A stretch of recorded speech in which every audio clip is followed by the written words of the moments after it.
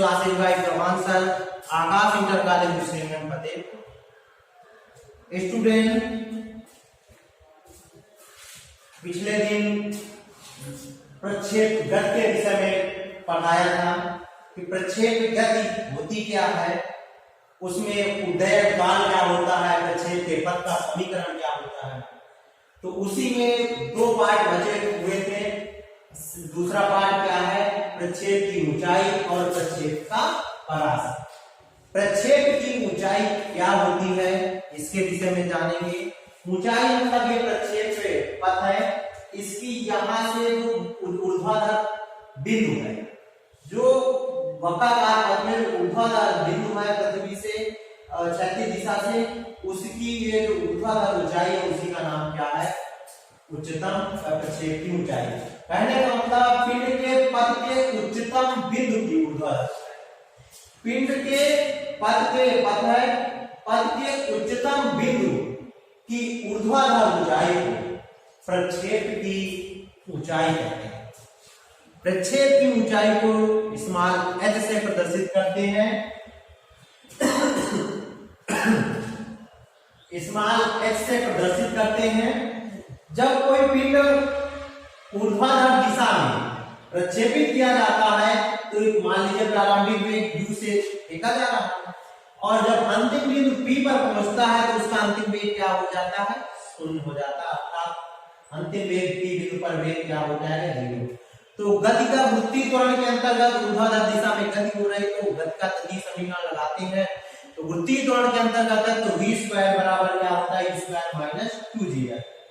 यहाँ पर u का मतलब है ये ऊर्ध्वाधर y अक्ष की दिशा में uy होती है वेग, तो uy वेग होगा। v स्क्वायर माइनस 2g है।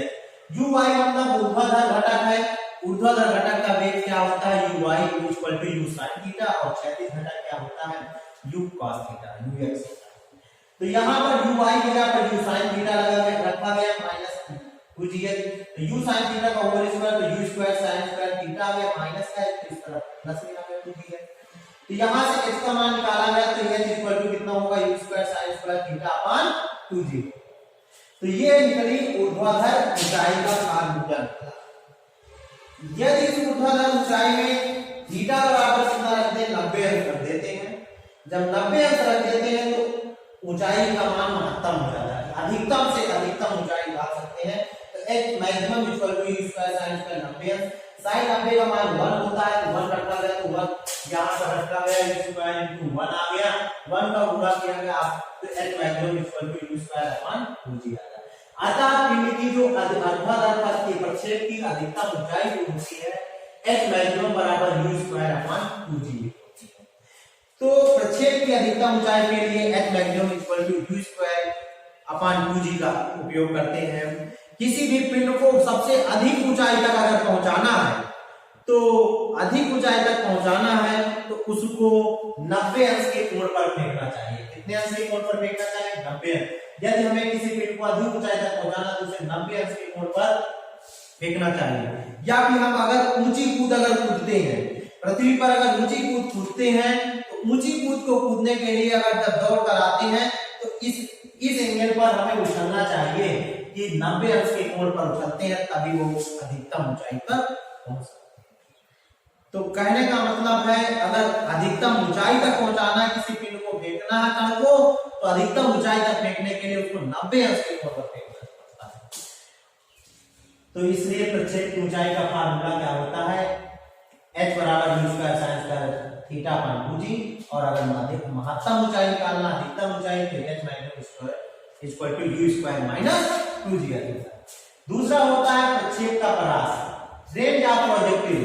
रेंज ऑफ प्रोजेक्टिल क्या होता है, ये जो यहां से यहां तक का जो समय लगा है, तो उसका नाम उड्डयन काल है।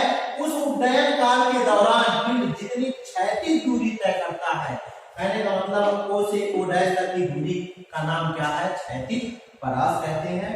परिभाषा यही है कि उड्डयन काल के दौरान पिंड जितनी क्षैतिज दूरी तय करता है उसका नाम क्या होता है, क्षैतिज परास या प्रक्षेप का परास कहते हैं।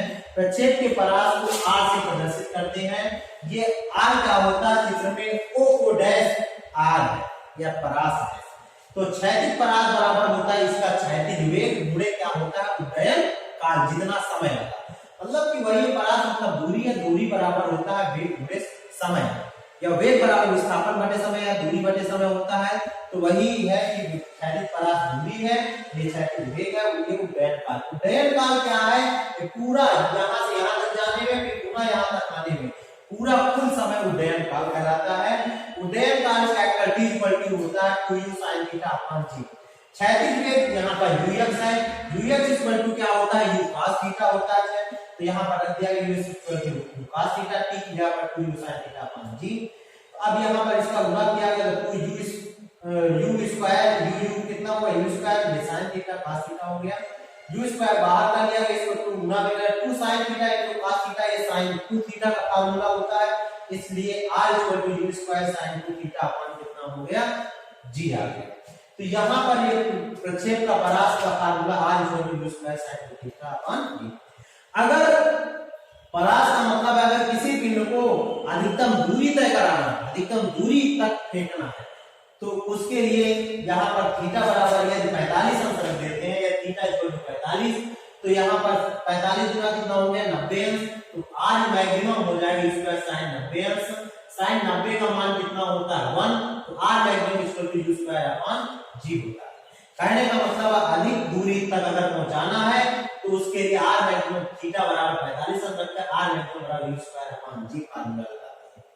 कहने का मतलब अधिकतम परास कितना होता है r maximum equal to u square upon g होता है। यदि किसी पिंड को अधिक दूरी तक पहुंचाना है तो उसे 45 अंश के कोण पर फेंकते हैं तो अधिक दूरी तक तय कर लेता है। अगर किसी पिंड को 45 अंश के कोण पर फेंका जाता है तो वो कितने अधिकतम दूरी तय कर लेता है। जैसे पृथ्वी पर लोग लंबी कूद कूदते हैं, तो लंबी कूद करने वाला खिलाड़ी पृथ्वी से 45 अंश के कोण पर उछलता है। अगर व्यक्ति को लंबी कूद करना है तो उसे 45 अंश के कोण पर उछलना पड़ेगा, तभी वो अधिक से अधिक दूरी तक कूद सकता है। तो इस प्रकार यहाँ से प्रक्षेप का टॉपिक समाप्त होता है। हम आशा करते हैं कि आप लोगों को समझ में आ गया होगा। Thanks for watching this video.